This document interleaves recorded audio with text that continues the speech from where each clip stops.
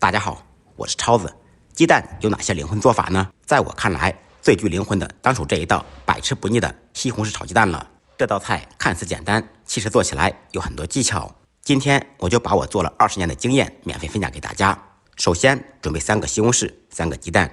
西红柿插上1根筷子，在火上旋转烧烤，啪的一声裂开，把西红柿剥掉外皮。这样去皮又快又方便。去完皮以后，清洗干净，把西红柿切成小丁。全部切好以后，放入碗中备用。正经的笨鸡蛋，单手打入碗中，放入1点胡椒粉，少许白醋。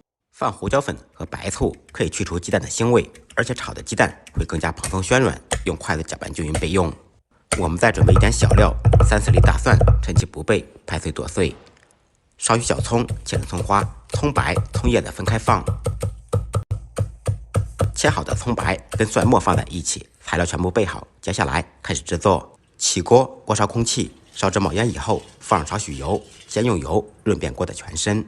油热以后，倒入打好的蛋液。咱们在炒鸡蛋时，油稍微多一点，油温高一点，这样炒的鸡蛋更香，更蓬松暄软。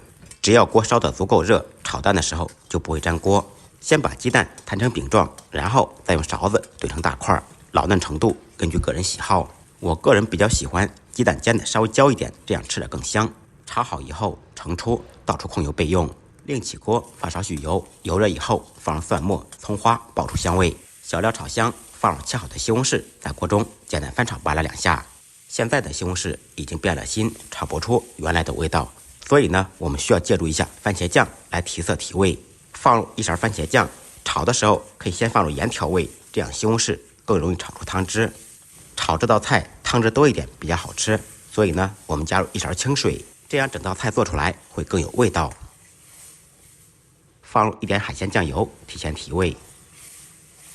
再放入1小勺白糖，中和西红柿的酸味。搅拌均匀，调料化开以后，放入炒好的鸡蛋。炒好的鸡蛋很容易吸入汤汁，所以呢，炒鸡蛋的时候不要再放盐了，否则鸡蛋吃着会咸。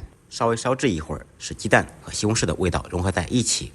出锅之前勾入1点水淀粉，锁住汤汁，大火把芡汁烧至成熟，翻炒均匀，起锅装盘。一道国民下饭菜西红柿炒鸡蛋就做好了。装盘以后撒上小葱花，简单的家常菜，不一样的味道。感谢您的支持点赞，再忙再累记得按时吃饭。下期视频见，拜拜。